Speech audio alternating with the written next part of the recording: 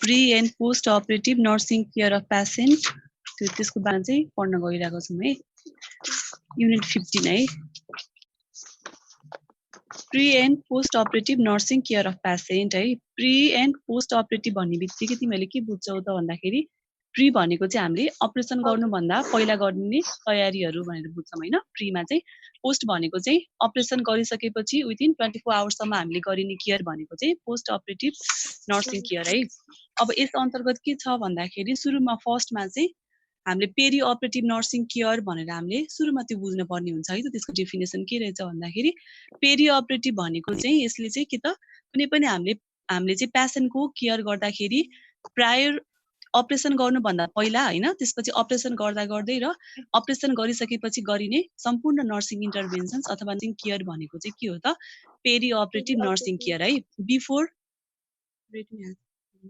Before operation, त्यसपछि during operation र right after surgery गरिने इन्टरभेन्सन भनेको चाहिँ पेरी अपरेटिभ नर्सिङ केयर भनेर बुझ्छौँ है त। अब पेरी अपरेटिभ पिरियड भनेर हामीले 3टा फेजमा बाँडेको छौँ यसलाई, पेरी अपरेटिभ केयर भनेर है त। पेरी अपरेटिभ केयरमा 3टामा के पर्छ भन्दाखेरि प्री अपरेटिभ फेज पर्छ एउटामा है, सेकेन्डमा इन्ट्रा अपरेटिभ फेज पर्छ र थर्डमा चाहिँ पोस्ट अपरेटिभ फेज। 3टा है, प्री अपरेटिभ फेज, सेकेन्डमा इन्ट्रा अपरेटिभ फेज र थर्डमा चाहिँ पोस्ट अपरेटिभ फेज भनेर पर्छ है। बुझेछौ है?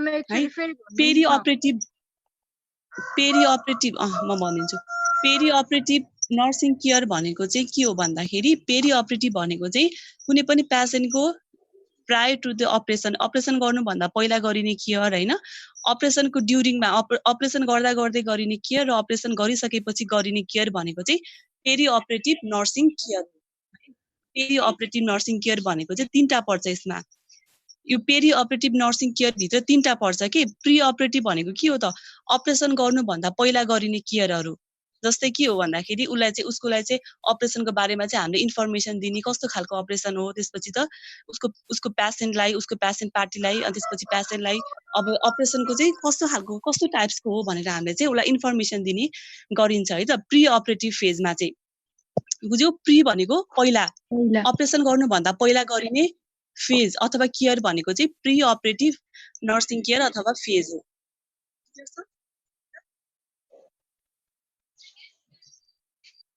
केयर छ हो छैन बुझेको? बुझेछ म्याम। बुझेछ है। प्री भन्ने बित्तिकै प्री भनेको प्रायर टु दि अपरेसन भनेर बुझ है। कसको फोन हो यो? सबै अफ गर है फोनहरू, तिमीहरूको डिस्टर्बेन्स आइरहेछ है त। अब यसमा हामीले प्री अपरेटिभ फेजमा हामीले के गरिन्छ भन्दाखेरि फर्स्टमा चाहिँ इन्फर्म कन्सेन्ट लिन्छ। कसको त इन्फर्म कन्सेन्ट लिन्छ भन्दाखेरि पेसेन्टको अथवा पेसेन्टको पार्टीको चाहिँ इन्फर्म कन्सेन्ट लिन्छ। अपरेसन गर्नुभन्दा पहिला हामीले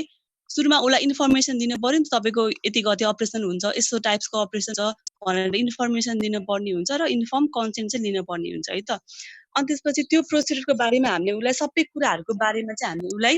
सबै कुराहरू भन्नुपर्ने हुन्छ, उसको डिसिजन पनि लिनुपर्ने हुन्छ। यदि ऊ रेडी छैन भने हामीले चाहिँ अपरेसन जबरजस्ती गर्न मिल्दैन है त। उसको कन्सेन्ट लिएर उसलाई सबै कुराहरू बुझाएर मात्रै हामीले चाहिँ प्री अपरेटिभ चाहिँ फेजमा हामी जानुपर्छ है त। अनि यसमा चाहिँ त्यो सबै कुराहरू भनिसकेपछि पेसेन्ट चाहिँ रेडी हुन्छ हैन। पेसेन्टको पार्टी सबै रेडी भइसकेपछि हामीले पेसेन्टलाई कहाँ लान्छौँ त अपरेसन गर्ने टेबलमा। त्यो सबै प्रोसेस भनिसकेपछि ऊ रेडी भइसकेपछि मात्रै हामीले उसलाई अपरेसन गर्ने टेबलमा लान्छौँ। त्यो सम्मको पिरियड भनेको चाहिँ प्री अपरेटिभ फेज हो। बुझ्यो?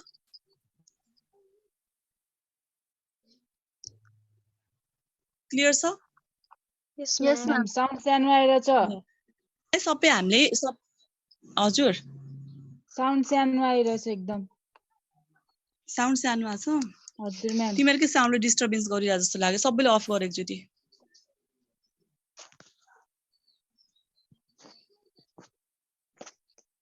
है त प्री भनेको चाहिँ हामीले मैले अघि नै भनिसके के त बिफोर ढोका लगाइदिनु है।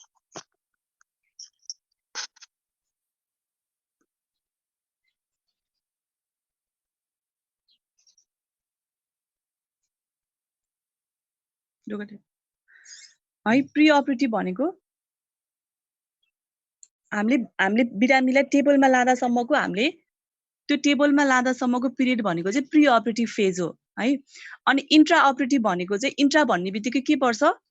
पेसेन्टलाई चाहिँ त्यो अपरेसन गर्ने टेबलमा लगेदेखि होइन अपरेसन गर्ने अपरेसनको इन्डसम्मको पिरियड भनेको चाहिँ इन्ट्रा अपरेटिभ फेज हो है। पेसेन्टलाई टेबलमा लगेदेखि अपरेसन गर्ने टेबलमा लगेदेखि अपरेसन गरिसकेपछि उसलाई पोस्ट एनेस्थेसिया केयर युनिटमा लाँदासम्मको पिरियड भनेको चाहिँ हाम्रो इन्ट्रा अपरेटिभ फेज हो है। के त टेबलमा लगेदेखि उसको चाहिँ अपरेसन गरेर सकिसक्यो र उसलाई चाहिँ हामीले अपरेसन गर्ने बित्तिकै हामीले कहाँ लान्छौँ त रिकभरी रुममा लान्छौँ। जहिले पनि ओटी टेबल अपरेसन गर्ने कोठा र रिकभरी रुम चाहिँ के हुन्छ, नजिकै नजिकै हुन्छ है त। त्यो टेबलमा हामीले त्यो पोस्ट एनेस्थेसिया केयर युनिटमा हामीले लाने बेलासम्मको अवस्था भनेको चाहिँ इन्ट्रा अपरेटिभ फेज हो, इन्ट्रा अपरेटिभ है। अब अर्को छ post operative phase. Post operative phase भन्ने बित्तिकै के बुझ्छौँ हामीले भन्दाखेरि पेसेन्टको चाहिँ पेसेन्टलाई चाहिँ अपरेसन सबै भइसक्यो होइन, उसलाई चाहिँ कि त पोस्ट एनेस्थेसिया रुममा पनि उसलाई लगिसक्यो र उसको चाहिँ कम्प्लिट हिलिङ हुने बेलासम्मको अवस्था भनेको चाहिँ पोस्ट अपरेटिभ फेज हो है। पोस्ट अपरेटिभ फेजमा चाहिँ हाम्रो फर्स्ट 24 आवर्स भनेको चाहिँ के हो त, इमिडिएट पोस्ट अपरेटिभ पिरियड हो। 24 घन्टाको पिरियड भनेको चाहिँ अपरेसन गर्ने बित्तिकैको पिरियड भनेको के हो त, इमिडिएट पोस्ट अपरेटिभ पिरियड हो होइन। यसमा चाहिँ के हुन्छ, पेसेन्टलाई कहाँ राखिन्छ भन्दाखेरि सुरुमा हामीले चाहिँ कि त इन्ट्रा अपरेटिभ पिरियडमा चाहिँ उसलाई पोस्ट एनेस्थेसिया केयर युनिटमा अथवा चाहिँ रिकभरी रुममा राखिन्छ। तर पोस्ट अपरेटिभ फेजमा चाहिँ हामीले उसलाई चाहिँ पोस्ट अपरेटिभ रुममा अथवा पोस्ट अपरेटिभ वार्डमा राखिन्छ है। अपरेसन गरेदेखि गरेको इनदेखि 24 आवर्ससम्मको पिरियड भनेको चाहिँ पोस्ट अपरेटिभ पिरियड हो है। तिमीहरूले अब जस्तै अपरेसन गरिसकेपछि कसै देखेको होला होइन, भेटाएको छ होला, तिमीहरू जाँदाखेरि चाहिँ त्यो बिरामीलाई पोस्ट अपरेटिभ वार्डमा राख्छ नि, त्यो भनेको चाहिँ विथिन द फर्स्ट 24 आवर्ससम्म हामीले पोस्ट अपरेटिभ वार्डमा राख्नुपर्छ बिरामीलाई। के को लागि त भन्दाखेरि उसलाई हामीले फ्रिक्वेन्ट अब्जर्भेसनहरू गर्नुपर्ने हुन्छ, उसको बिपीहरू मोनिटरिङहरू गर्नुपर्ने हुन्छ, उसको न्युट्रिसनल स्ट्याटसहरू, त्यस्तै गरेर उसको फ्लुइड एन्ड इलेक्ट्रोलाइट ब्यालेन्सहरू हामीले चाहिँ मेन्टेन राख्नुपर्छ हुन्छ। भएर चाहिँ हामीले उसलाई पोस्ट अपरेटिभ वार्डमा राखिन्छ र पोस्ट अपरेटिभ वार्ड जहिले पनि हामीले 24 आवर्ससम्म राखिन्छ र 24 आवर्स पछि हामीले चाहिँ त्यो पेसेन्टलाई हामीले वार्डमा सारिन्छ है त। पोस्ट अपरेटिभ वार्डबाट हामीले वार्डमा सारिन्छ है आफ्टर 24 आवर्स, यदि कुनै कम्प्लिकेसनहरू आएन भने है त। यो भनेको हाम्रो के हो, पेरी अपरेटिभ नर्सिङ केयर भित्र पनि 3टा पर्दो रहेछ होइन। के पर्दो रहेछ, pre operative phase, intra operative phase र पोस्ट अपरेटिभ फेज पर्दो रहेछ 3टा है। पेरी अपरेटिभ पिरियड भित्र बुकमा पनि हेर, बुकमा पनि क्लियर छ, आफूले पनि पढ्ने है त बुकमा पनि। अनि अर्को भनेको क्लासिफिकेसन अफ सर्जिकल प्रोसिडर। अब सर्जरी त अब विभिन्न टाइप्सको हुन्छ नि त होइन। क्लासिफिकेसनमा के पर्छ भन्दाखेरि सर्जिकल प्रोसिडरको के पर्छ भन्दाखेरि चाहिँ अब अपरेसन भन्ने बित्तिकै हामीले के बुझ्छौँ, यसमा चाहिँ के अरे 1 इन्सिजन भएको हुनु पर्यो अपरेसन भन्ने बित्तिकै होइन। त्यो चाहे माइनर हुनसक्छ, मेजर हुनसक्छ, त्यसपछि इलेक्टिभ सर्जरी हुनसक्छ, त्यसपछि अर्जेन्ट हुनसक्छ, इमर्जेन्सी हुनसक्छ होइन, विभिन्न टाइपको सर्जरी हुनसक्छ। अब हामीले यसमा क्लासिफिकेसनमा पनि हामीले अब एकदमै थोरैले जाम है त यसमा। यसमा के हुन्छ भन्दाखेरि बेस्ड अन अर्जेन्सी भनेको चाहिँ आवश्यकताको अनुसार कस्तो कस्तो टाइप्सको सर्जरी हुन्छ भन्दाखेरि सुरुमा छ अप्सनल सर्जरी है त। अप्सनल भनेको के हो भन्दाखेरि यसमा चाहिँ पेसेन्टको डिसिजन हुन्छ यसमा चाहिँ। जस्तै कस्मेटिक सर्जरीहरू, यो भनेको त एकदम गर्नै पर्छ भन्ने हुँदैन नि त यसमा त होइन। यसमा अब पेसेन्टको चोइस हुन्छ, अब उसलाई गर्न मन लाग्यो भने गर्छ, नत्र गर्दैन। त्यो भनेको अप्सनल सर्जरी त। इलेक्टिभ भनेको चाहिँ यो भनेको चाहिँ प्लान हुन्छ, यो चाहिँ प्लान जहिले पनि प्लान गरेर चाहिँ पर्फर्म गरेको हुन्छ है त। यसमा चाहिँ पेसेन्टको क्लाइन्टको चोइस हुन्छ। जस्तै यसमा के हुन्छ भन्दाखेरि चाहिँ अब जस्तै गल ब्ल्याडरको सर्जरी, जस्तै पत्थरी भयो भने हामीले के गरिन्छ, पुरै प्लान गरेर होइन, कुन दिनमा गर्ने, त्यसपछि कुन हस्पिटलमा गर्ने, कुन डक्टरसँग गर्ने भनेर हामीले चाहिँ पहिले प्लान गरेको हुन्छौँ। यो भनेको प्री प्लान सर्जरी हो है त, इलेक्टिभ सर्जरी भनेको होइन। अनि यसको इक्जाम्पल भनेको के हो अरू, टन्सिलेक्टोमी भनेको घाँटीको हाम्रो जसलाई एकदमै फ्रिक्वेन्ट टन्सिल भइरहेको छ त्यो मान्छेलाई पनि हामीले टन्सिल भन्ने हाम्रो ग्ल्यान्ड चाहिँ निकालेर हामीले फालिदिनु पर्छ होइन। त्यो भनेको पनि प्लान सर्जरी हो है।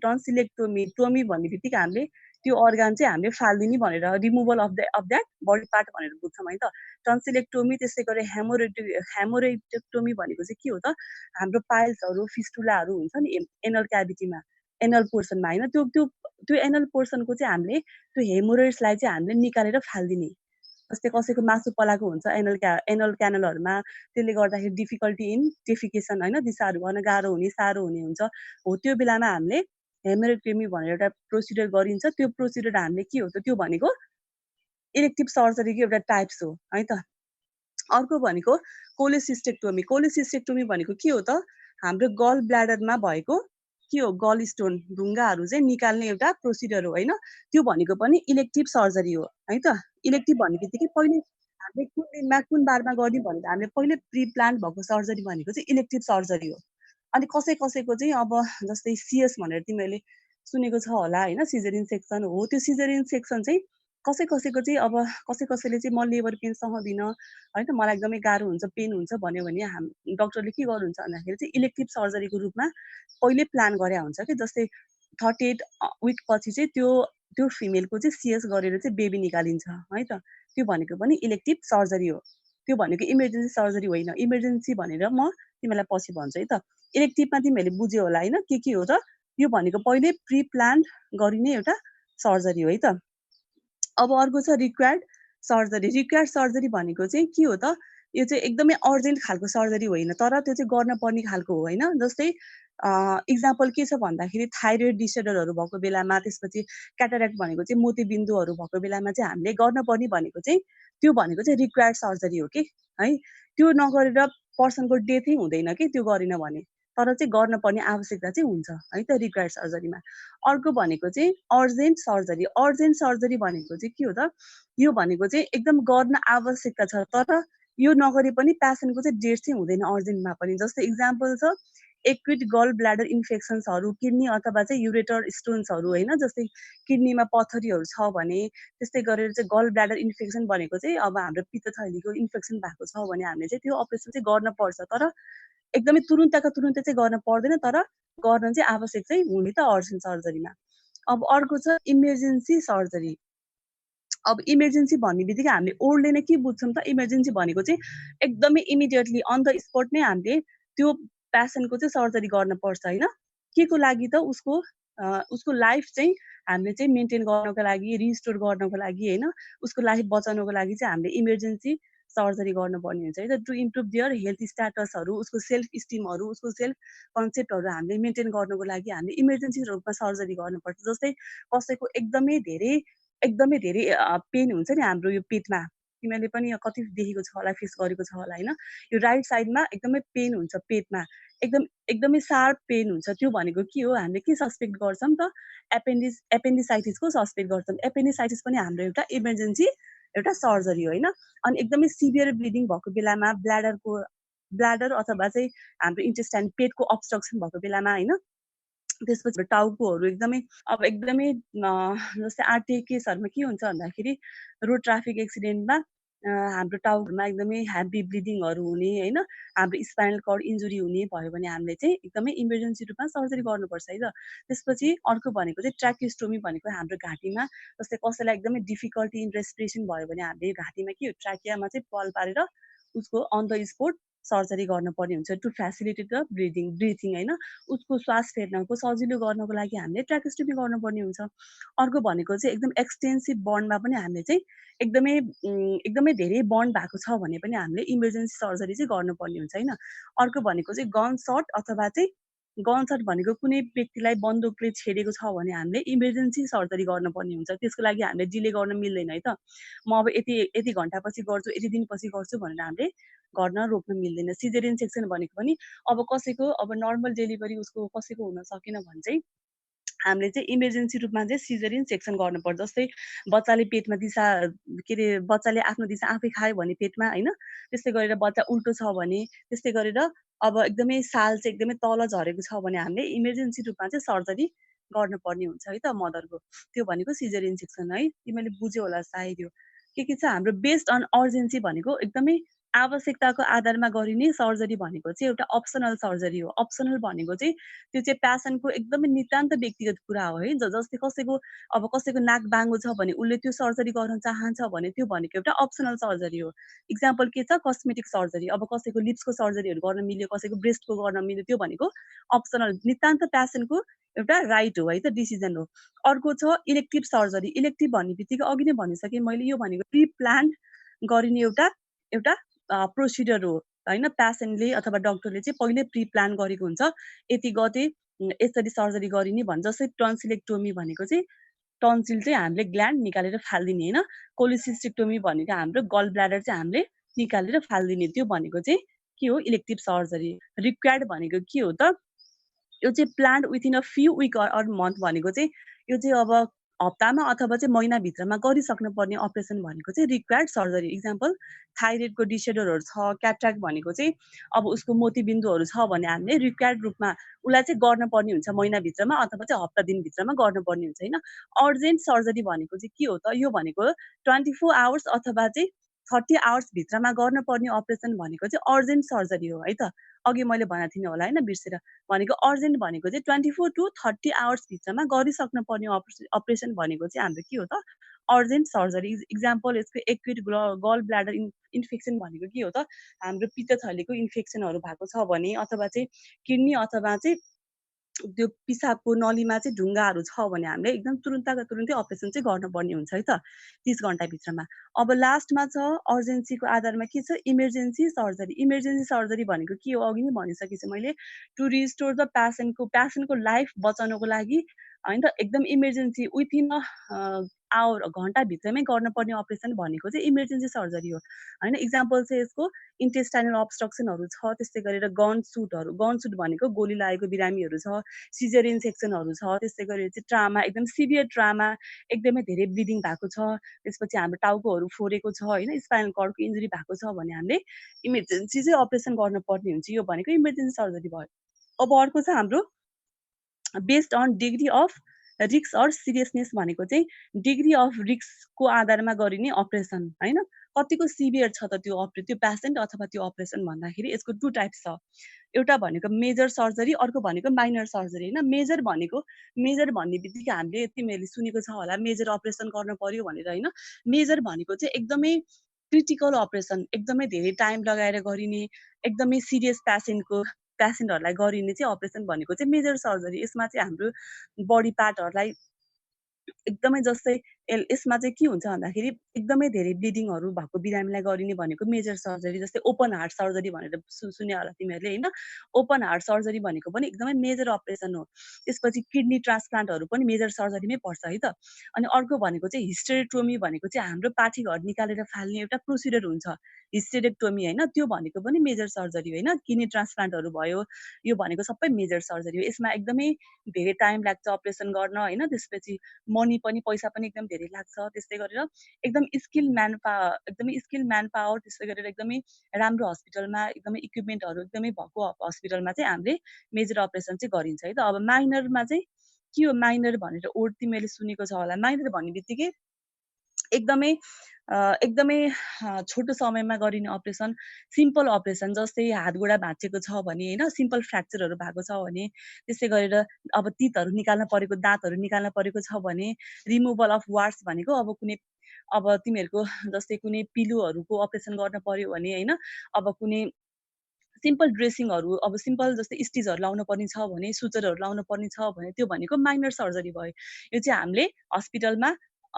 गरिन्छ। कहाँ गरिन्छ भन्दा ओपिडीमा नि गरिन्छ अथवा सिम्पल क्लिनिकहरूमा नि गरिन्छ है त। अब यसको लागि चाहिँ छुट्टै एकदमै धेरै हस्पिटलमै भर्ना हुनुपर्ने, एकदमै धेरै ब्लड चाहिने हुँदैन होइन। मेजर सर्जरीमा चाहिँ एकदमै धेरै ब्लड चाहिन सक्छ बिरामीलाई होइन, पुरै बेहोस पारेर गरिन्छ भने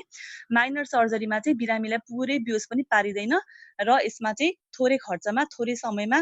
क्लिनिकहरूमा, ओपिडीहरूमा पनि हामीले माइनर सर्जरी चाहिँ गर्न सकिन्छ है त। ल यति भयो। अब अर्को छ बेस्ड अन पर्पोजेज होइन। यो मैले तिमीहरूलाई के भनिरहेको छु भने क्लासिफिकेसन अफ सर्जिकल प्रोसिडर, कस्तो कस्तो प्रकारको सर्जिकल प्रोसिडर हुँदो रहेछ त हस्पिटलमा भनेर त्यसको टाइप्सहरू चाहिँ भनिरहेको छु है त। अब बेस्ड अन पर्पोज भनेको चाहिँ के हो, अब के को हामीले किन गरिन्छ त अपरेसन, के को लागि गरिन्छ, के पर्पोजले गरिन्छ भन्दाखेरि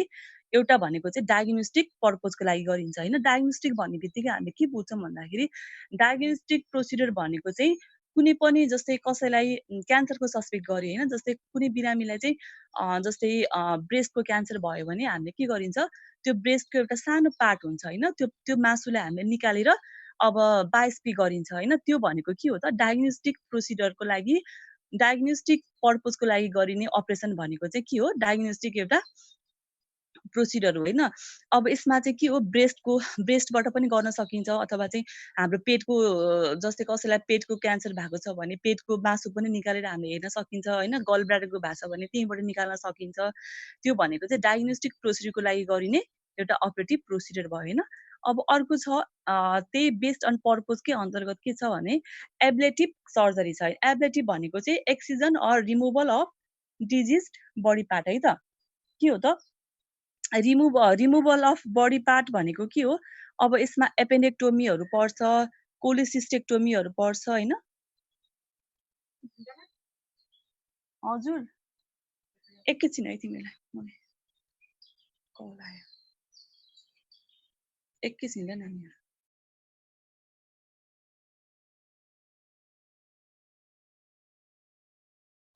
ओए के रे हैन यो ग्यालेक्सी A24 को हो के भने ग्यालेक्सी A24 को हो दिनु पर्यो नि त को नि थाहा छैन नामै थाहा छैन को भिडियो पनि कसिस कसिस यो छ नि के भन्छ यो अहिले जाने ए प्रसन्न रहेछ ए एटेन्डेन्स लिनलाई अहिले यो पेज नम्बर कतिमा छ भन्छ अहिले म्यामले लास्टको पढाउनु भएको होला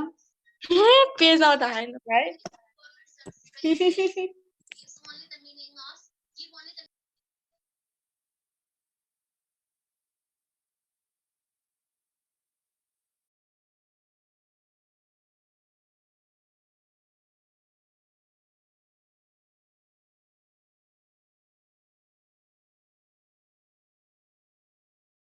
सुन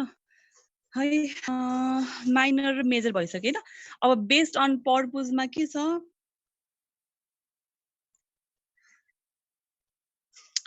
डायग्नोस्टिक भनेको अघि नै भनिसकेको छु डायग्नोस्टिक पर्पजको लागि गरिने अपरेसन भनेको डायग्नोस्टिक प्रोसिडर हो हैन यसमा चाहिँ जस्तै अब ब्रेस्टको क्यान्सर भएको छ भने हामीले ब्रेस्टको मासुहरू निकालेर चेक गर्नु पर्यो त्यस्तै गरेर चाहिँ लङ्सको क्यान्सर भएको छ भने लङ्सको एउटा सानो पोर्सन टुक्रा चाहिँ मासु निकालेर हामीले टेस्ट गर्न पठाउनु पर्यो त्यो भनेको फर डायग्नोस्टिक प्रोसिडर है त अब एब्लेटिभ भनेको के हो excision and removal of disease body part हैन भनेको चाहिँ के हो त अब हाम्रो कुनै पनि बडी पार्ट हामीले निकाल्न पर्ने हुन्छ हाम्रो शरीरमा त्यो पार्ट चाहिँ इन्फ्लामेसन इन्फेक्सन भयो भने हामीले त्यो पार्ट निकालेर फाल्न पर्ने हुन्छ इक्जाम्पल एब्लेटिभ सर्जरी एबीएलएटिआइबी है त एब्लेटिभ सर्जरी यसको इक्जाम्पल के भन्दाखेरि एपेन्डेक्टमी कोलिसिस्टेक्टोमी हो हैन जस्तै हामीले एपेन्डिसाइटिसको अपरेसन गर्दाखेरि हामीले त्यो अपरेसन गर्दाखेरि त्यो पार्ट नै हामीले निकालेर फालिदिन्छौँ है त एपेन्डिसाइटिस भयो भने हामीले एपेन्डेक्टोमी एपेन्डिसाइटिस भनेको डायग्नोस्टिक भयो सुरुमा सुनिन म्याम कस्तो जिगजाग आइरहेछ अब नेटको प्रब्लम होला नानीहरु के गर्ने कविता म्युट गर्न एब्लेटिभ भनेको चाहिँ के हो त ल स्टार्ट है एब्लेटिभ भनेको जस्तै हामीले एपेन्डिसाइटिसको इन्फ्लामेसन भयो एपेन्डिसाइटिस भयो भने हामीले त्यो पार्टै रिमुभल दिन्छौँ त्यो भनेको अपरेटिभ प्रोसिडर भनेको चाहिँ एपेन्डेक्टोमी हुन्छ हाम्रो प्रिभियस डायग्नोसिस भयो चाहिँ एपेन्डिसाइटिस भयो भने प्रोभिजनल भनेको पछिको डायग्नोसिस के हुन्छ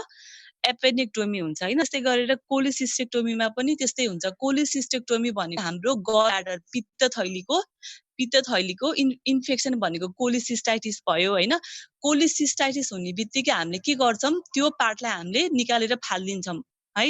त्यो भनेको चाहिँ कोलिसिस्टेक्टोमी TOMY आउने बित्तिकै हामीले त्यो बडी पार्ट चाहिँ निकालेर फाल्दिन्छौं हैन हामीले त्यो भनेको त्यो अपरेसनलाई हामीले के भन्छौं एब्लेटिभ सर्जरी भन्छौं है ABLATIV एब्लेटिभ सर्जरी भन्छौं है त अब त्यस्तै गरेर अर्को छ प्यालिएटिभ सर्जरी है त प्यालिएटिभ सर्जरी भनेको के हो त भन्दाखेरि अब त्यो चाहिँ अब उसको त्यो कुनै पनि कन्डिसन डिजिज कन्डिसन लागेको छ भने हामीले त्यो कन्डिसनलाई चाहिँ रिलिफ गर्नको लागि र त्यसको इन्टेन्सिटी त्यो डिजिजको इन्टेन्सिटी चाहिँ कम गर्नको लागि उलाई त्यो इनलेसबाट हामीले चाहिँ पार लाउनको लागि गरिने एउटा प्रोसिडर भनेको चाहिँ के हो प्यालिएटिभ सर्जरी चाहिँ हामीले जिन्दगीभर उलाई त्यो चाहिँ राख्नु पर्ने हुन्छ जस्तै कोलोस्टोमी भनेको जस्तै उसको आन्द्रामा हैन जस्तै उसको स्मल इन्टेस्टाइनमा चाहिँ के हुन्छ सानो आन्द्रामा चाहिँ त्यो अपरेसन गरेर काटेर फालिसकेपछि हामीले उलाई चाहिँ त्यो एउटा ब्याग हुन्छ त्यो ब्याग चाहिँ हामीले हाम्रो शरीरको पेटको बाहिरपट्टि राख्छौं है कोलोस्टोमीमा चाहिँ हैन त्यो ब्याग बाहिरपट्टि राखिसकेपछि त्यो ब्याग उसको जिन्दगीभर राख्न पर्ने हुन्छ त्यो भनेको चाहिँ प्यालिएटिभ सर्जरी जुन चाहिँ हामीले जिन्दगीभर फर लाइफ टाइमको लागि हामीले राखिने भनेको चाहिँ प्यालिएटिभ सर्जरी हैन कोलोस्टोमी ब्याग चाहिँ सधैँ उसको बाहिरपट्टि हुन्छ त्यसमा चाहिँ उसको स्टुल आएर जम्मा हुन्छ किनभने उसले अब उसको आन्द्रा नै काटेपछि त अब स्टुल त आन्द्राबाट एनएसको थ्रुबाट बाहिर निस्किने हो तर त्यो अपरेसन त्यो प्यालिएटिभ सर्जरीमा चाहिँ के हुन्छ कोलोस्टोमीमा चाहिँ उसको चाहिँ बाहिर स्टुल आउँछ र उसले आफैले अथवा उसको के अरे भिजिटरले चाहिँ जिन्दगीभर त्यो चाहिँ सफा गर्नुपर्ने हुन्छ त्यो भनेको चाहिँ प्यालिएटिभ सर्जरी है त अनि अर्को छ रिकन्स्ट्रक्टिभ सर्जरी रिकन्स्ट्रक्टिभ सर्जरी भनेको जस्तै कुनै पनि उसको कुनै पनि के अरे ट्रामाहरू भयो कुनै पनि उसको जस्तै कुनै पनि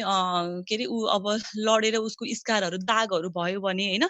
अब कुनै पनि केही भयो भने त्यसको चाहिँ हामीले रिकन्स्ट्रक्सन गर्न पर्ने जस्तै उसको ब्रेस्ट कसैको ब्रेस्टको चाहिँ जस्तै क्यान्सर भएर फालेको छ भने हामीले अर्को ब्रेस्ट हैन जस्तै के भन्छ त्यसलाई ब्रेस्टको चाहिँ अब रिकन्स्ट्रक्सन गर्ने जस्तै ब्रेस्टमा अब त्यो के भन्छ त्यसलाई सिलिकनहरू हालेर चाहिँ हामीले उसको नक्कली ब्रेस्ट प्रोस्थेसिस टाइपको चाहिँ ब्रेस्ट राख्यौं भने हामीले त्यो के भयो त ब्रेस्ट रिकन्स्ट्रक्सन गरेको भनेर बुझिन्छ है त त्यो भनेको रिकन्स्ट्रक्टिभ सर्जरी फेरि कन्स्ट्रक्सन गर्ने कुनै पनि बडी पार्ट उसको बिग्रेको छ पोलेको छ दागहरू छ भने हामीले रिकन्स्ट्रक्सन गरिन्छ त्यो भनेको रिकन्स्ट्रक्टिभ सर्जरी है त अब अर्को छ ट्रान्सप्लान्ट है ट्रान्सप्लान्ट भनेको के हो त हाम्रो कुनै पनि बडी पार्ट काम नलाग्ने भएर हामीले अर्को नयाँ पार्ट चाहिँ हामीले हाम्रो बडीमा राख्यौं भने त्यो भनेको ट्रान्सप्लान्ट जस्तै किडनी ट्रान्सप्लान्ट हार्ट ट्रान्सप्लान्ट किडनीले काम गरेन हामीले किडनी ट्रान्सप्लान्ट गरिन्छ हार्टले काम गरेन अब अहिलेको नयाँ अनुसार चाहिँ हार्ट पनि हामीले ट्रान्सप्लान्ट गर्न मिल्छ है त्यो भनेको ट्रान्सप्लान्ट है अब अर्को छ कन्स्ट्रक्टिभ सर्जरी भनेको चाहिँ के हो त रिपेयर अफ क्लेफ्ट प्यालेट अब कसैको यहाँ खुडे जन्मिन्छ हैन बच्चाहरू तिमीले पनि देखेको छ होला के हो यो बच्चाको ओठहरू चिरिएको हुन्छ नि कुनै बच्चाहरूको जन्मिने बित्तिकै पेटमै हुँदाखेरि त्यो भनेको चाहिँ हामीले अपरेसन गर्यौं भने त्यो भनेको चाहिँ कन्स्ट्रक्टिभ सर्जरी है त अब अर्को चाहिँ लास्टमा कस्मेटिक सर्जरी भनेको चाहिँ to improve the personal appearance of the person हैन कुनै पनि पर्सनको चाहिँ एपियरेन्स राम्रो गराउनको लागि गरिने अपरेसन भनेको कस्मेटिक सर्जरी हो यसमा चाहिँ अब यस्तो आँखाहरूको अपरेसन सर्जरी गरिन्छ त्यस्तै गरी ब्रेस्टको गरिन्छ हैन लिप्सहरूको गरिन्छ फेसको गरिन्छ नोजको सबैको गर्ने भनेको चाहिँ कस्मेटिक सर्जरी हैन यो भनेको चाहिँ बेस्ड अन पर्पजमा चाहिँ हाम्रो डायग्नोस्टिक भयो एबिलिटी भयो प्यालिएटिभ भयो हैन रिकन्स्ट्रक्टिभ भयो त्यस्तै गरी ट्रान्सप्लान्ट छ र कन्स्ट्रक्टिभ र लास्टमा कस्मेटिक सर्जरी छ है त अब यो भनेको तिमीलाई सर्ट इन्ट्रोडक्सन मात्र दिएँ मैले हैन अब हामी प्री अपरेटिभ केयरको बारेमा हामी पढ्छौं है त प्री अपरेटिभ केयर भन्ने बित्तिकै मैले अघि नै तिमीलाई भनिसकेछु प्री भनेको के हो त पहिला अपरेसन गर्नुभन्दा पहिला हामीले गरिने सम्पूर्ण केयरहरू भनेको चाहिँ प्री अपरेटिभ केयर हो हैन जस्तै कुनै पनि पर्सन चाहिँ अब के हो त यसको पर्पज के हो त प्री अपरेटिभ केयरको भन्दाखेरि टु रिएस्योर द पेशेन्टलाई चाहिँ सबै इन्फर्मेसनहरू प्रोभाइड गर्न हैन उसको नलेजहरू इन्हान्स गर्न अब त्यस्तै गरेर चाहिँ उसलाई चाहिँ कुनै पनि इन्फेक्सनबाट चाहिँ हामीले प्रोटेक्ट गर्न किन भन्दाखेरि हामीले उसलाई प्री अपरेटिभ पिरियडमै हामीले उसलाई सबै कुराको नलेज दियौं भने उसलाई चाहिँ फर्दर अपरेसन गरिसकेपछि उसलाई इन्फेक्सन हुने चान्स एकदमै कम हुन्छ जस्तै उसलाई पर्सनल हाइजिनको बारेमा चाहिँ हामीले जानकारीहरू दियौं भने हैन त्यस्तै गरेर मेडिकेसनको बारेमा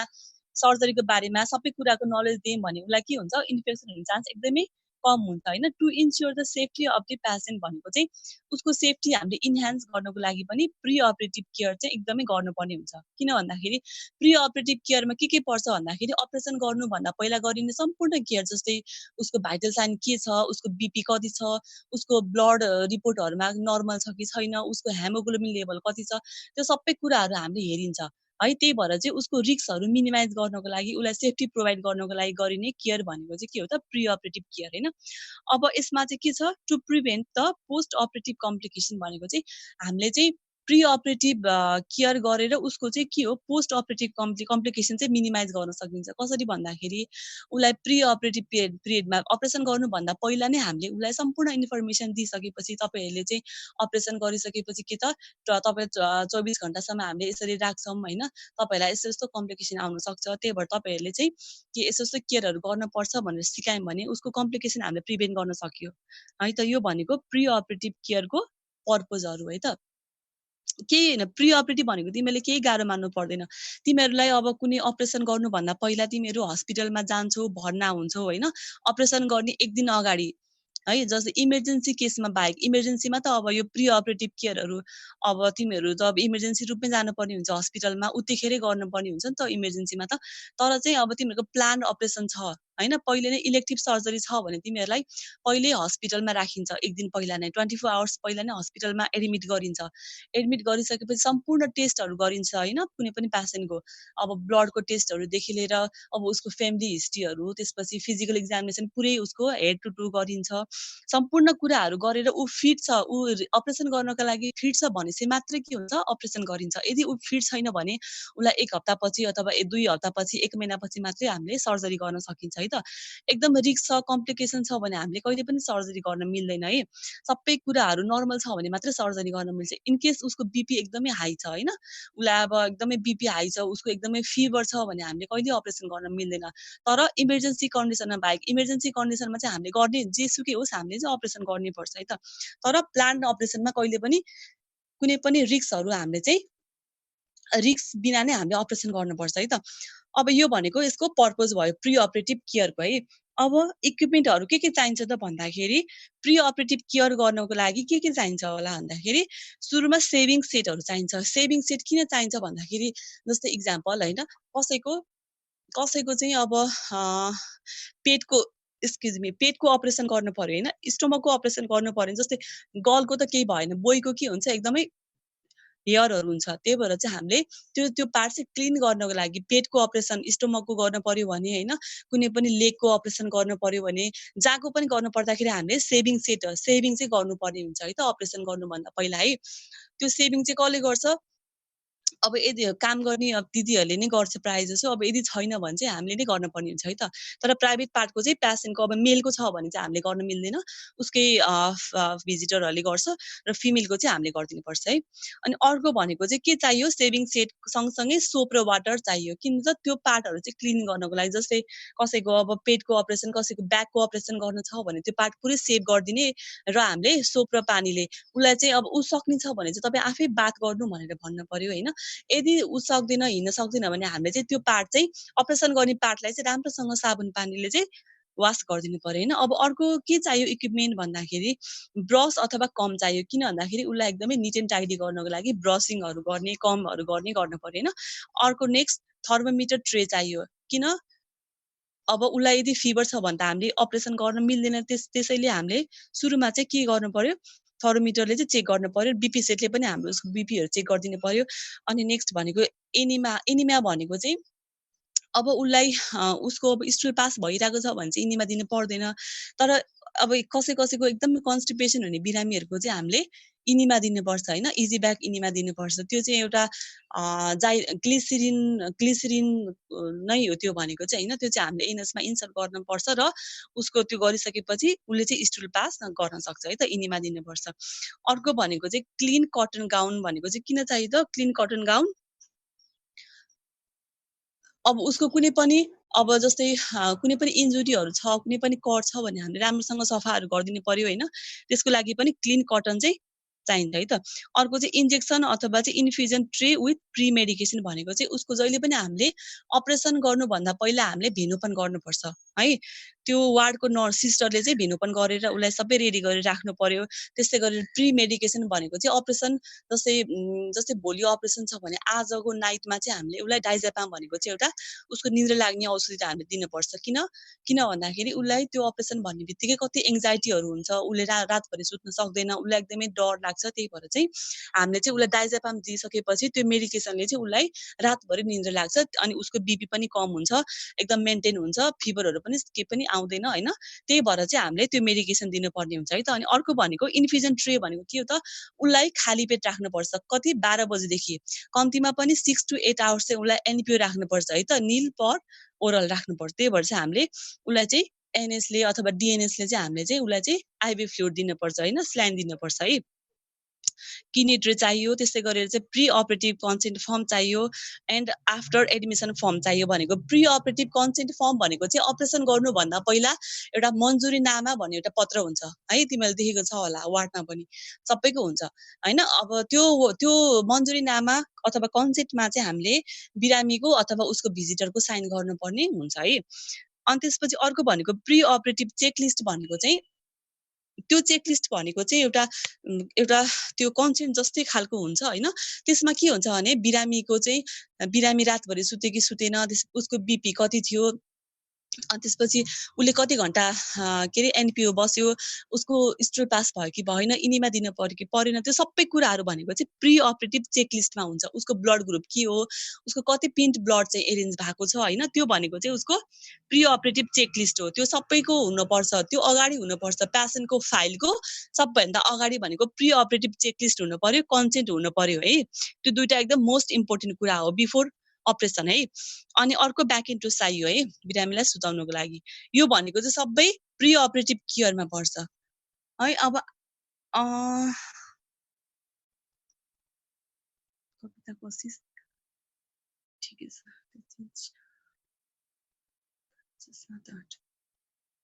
है अब अर्को भनेको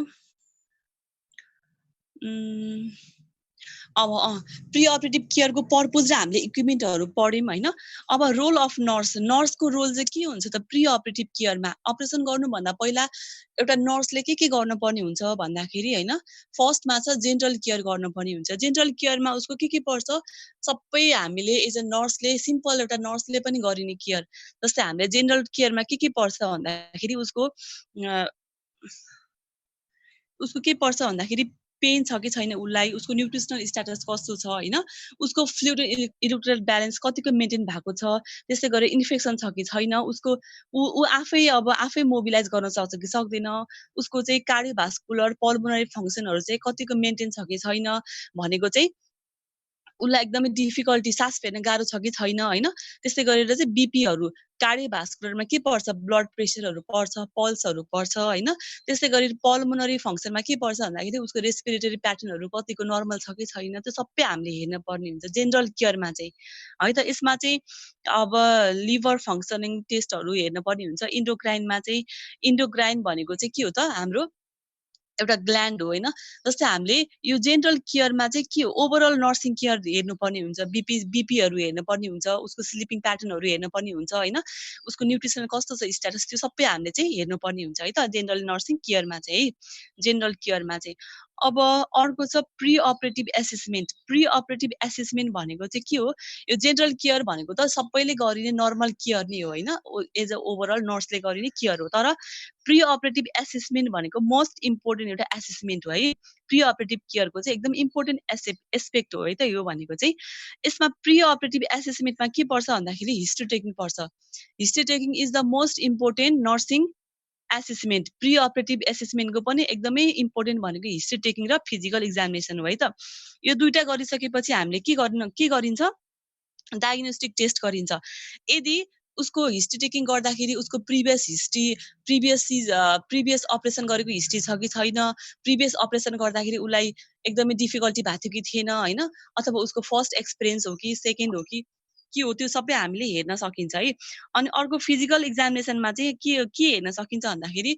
अब हामीले उसको कुनै पनि हेड टु टुमा के हेर्न सकिन्छ त अपरेसन गर्नुभन्दा पहिला अब जस्तै उसको अब प्रिभियस लडे ओरेको छ कि छैन हैन कुनै सिजरको हिस्ट्री एकदम कन्भर्जन डिसअर्डरको हिस्ट्री छ कि छैन त्यस्तै गरेर उसको सबै भाइटल साइनहरू नर्मल छ कि छैन सबै हेर्न पर्यो यसमा फिजिकल एक्जामिनेसनमा अर्को छ पर्फर्मिङ डायग्नोस्टिक टेस्टमा डायग्नोस्टिक टेस्ट भन्ने बित्तिकै हामीले जहिले पनि ब्लड टेस्ट भनेर बुझ्छौँ होइन डायग्नोस्टिक इभ्यालुएसन भन्ने बित्तिकै अब जस्तै डायग्नोस्टिक टेस्टमा हामीले के हेर्नु पर्यो कम्प्लिट ब्लड काउन्ट सीबीसी भनेर हामीले हेर्छौँ सीबीसी अन्तर्गत के पर्छ एचबी हेमोग्लोबिन चाहिँ सीबीसी अन्तर्गत पर्छ है त है सीबीसी पर्छ त्यस्तै गरेर चाहिँ प्लेटेट काउन्टहरू छ त्यसपछि डब्ल्युबीसी आरबीसीहरू सबै यसमा सीबीसीमा पर्छ इनकेस अब कुनै बिरामीको चाहिँ अब एचबी कम छ भने हामीले के गर्नुपर्छ एकदमै कम लो छ भने हामी जस्तै 6-7 भन्दा लो छ भने हामीले अपरेसन गर्न मिल्दैन उसलाई एकदमै उसको एचबी चाहिँ मोर देन 10 हुनुपर्छ अपरेसन गर्दाखेरि है त किनभने उसको अलरेडी अपरेसन गर्दाखेरि के हुन्छ ब्लिडिङ एकदमै ब्लिडिङ हुने चान्स हुन्छ उसको रगतहरू बग्छ अपरेसन गर्दा गर्दै त्यही भएर चाहिँ हामीले एकदमै लो भएको अवस्थामा अपरेसन गर्न मिल्दैन त्यही भएर चाहिँ अनि जहिले पनि हामीले चाहिँ जहिले पनि ब्लड चाहिँ 1 पिन्ट अथवा 2 पिन्ट जहिले पनि डाक्टरको अर्डर अनुसार रेडी गरेर राख्नुपर्छ है त जहिले पनि ब्लड चाहिँ अनि अर्को हामीले डायग्नोस्टिक टेस्टमा के हेर्छौँ सीबीसी पछि मोस्ट इम्पोर्टेन्ट भनेको चाहिँ उ हेर्छौँ आरएफटी हेर्छौँ रेनल फङ्सन टेस्ट हेर्छौँ है त यसमा के पर्छ सोडियम पोटासियम ग्लुकोज क्रिटिनाइनहरू सबै पर्छ है युरियाहरू पर्छ यसमा है त आरएफटीमा किन हेरिन्छ भन्दाखेरि अब कुनै पर्सनको अब क्रिटिनाइन टेस्ट गर्दाखेरि एकदमै बढी आएको छ भने उसको के हुन्छ अब किडनीले फङ्सनिङ राम्रोसँग गरेको हुन सक्दैन हैन अब किडनी फेलियर भएको हुन सक्छ अब इन केस यस्तो बिरामीलाई हामीले अपरेसन गर्यौं भने के हुन्छ उसको अन द स्पोट टेबलमा नै उसको डेथ हुन सक्छ त्यही भएर हामीले कहिले पनि आरएफटी एकदम हाई आएको बिरामीको चाहिँ अपरेसन चाहिँ एकदमै उसको कन्सेन्ट बेगर अथवा उसलाई एकदमै केही पनि यतिकै गर्न चाहिँ मिल्दैन एकदमै हाई रिस्कमा हुन्छ त्यो पेशेन्ट जहिले पनि है त अर्को भनेको चाहिँ पीटी प्रोथोमिङ टाइम भनेको चाहिँ एउटा सानो टेस्ट हो यो भनेको हैन यसमा चाहिँ उसको ब्लिडिङ टाइमहरु ब्लिडिङ क्लटहरु हेरिन्छ ब्लिडिङ फ्याक्टर हेरिन्छ अब जस्तै उसको कति सेकेन्डसम्म उसको चाहिँ ब्लिडिङ हुन्छ जस्तै हामीले उसको हातमा प्रिक गर्यौं हैन अब उसको चाहिँ कति सेकेन्डसम्म हुन्छ त ब्लिडिङ एकदमै धेरै समयसम्म ब्लिडिङ भयो भने के हुन्छ अपरेसन गर्दा गर्दै उसको एकदमै धेरै ब्लिडिङ हुनु भएर चाहिँ उसको डेथ हुन सक्छ त्यही भएर हामीले चाहिँ जहिले पनि ब्लिडिङ फ्याक्टर चाहिँ कति हुनुपर्छ लेस देन 5 to 10 सेकेन्डको मात्रै हुनुपर्छ है मोर देन 10 सेकेन्डको भयो भने उ चाहिँ एकदम हाई रिस्क हुन्छ फर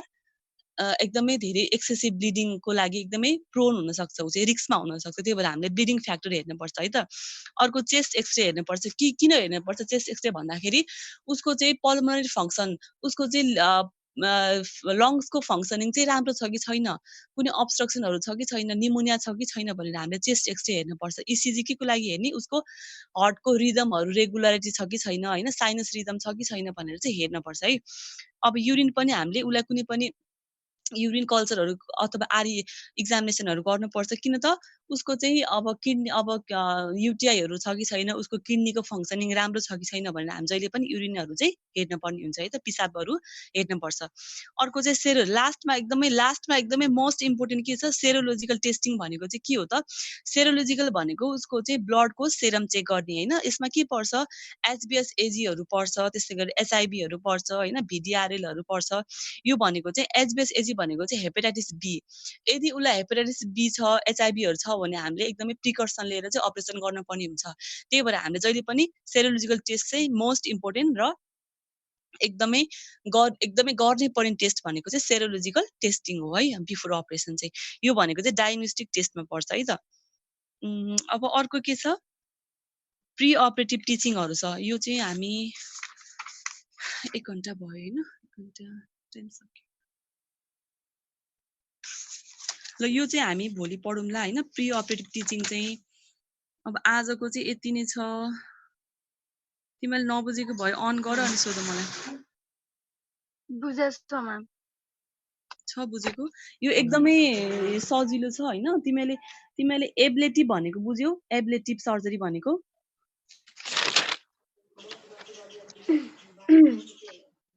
एब्लेटिभ भनेको बुझ्यौ यस म्याम भन त के हो एब्लेटिभ भनेको एकजनाले सरलाले भन त्यो सर्जरीमा चाहिँ म्याम हाम्रो बडीको कुनै पार्ट रिमुभ गर्नुपर्छ एपेन्डिसाइटिस भयो भने नेक्स्ट रिमुभ गर्ने एब्लेटिभ भनेको चाहिँ removal of disease body part के कुनै पनि हाम्रो एउटा रिमुभल गर्ने के कुनै पनि बडी पार्टको चाहिँ है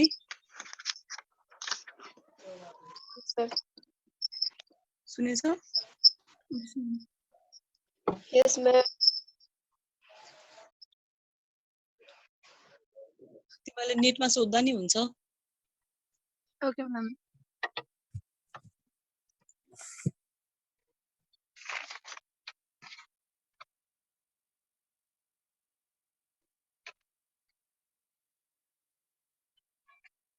म्याम त्यो अघि हजुर हामीले क्लासिफिकेसन पढाउनु भएको थियो नि।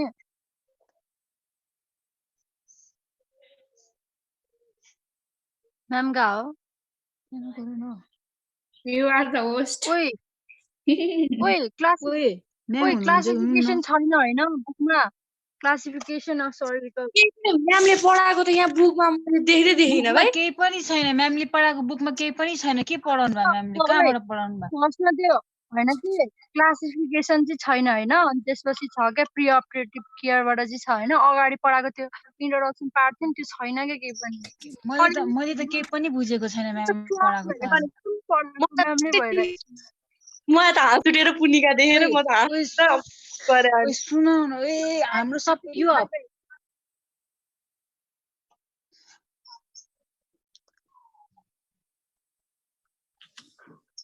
मेल हैन भयो यो हप्ता हाम्रो कम्युनिटी हाम्रो यो हप्ता कम्युनिटी र फन्डामेन्टल मात्रै छ। एनाटोमी माइक्रोबायोलोजी कहिले राख्छ नि? यहाँ उता त है बाई बाई। अर्को ग्रुपमा बाई।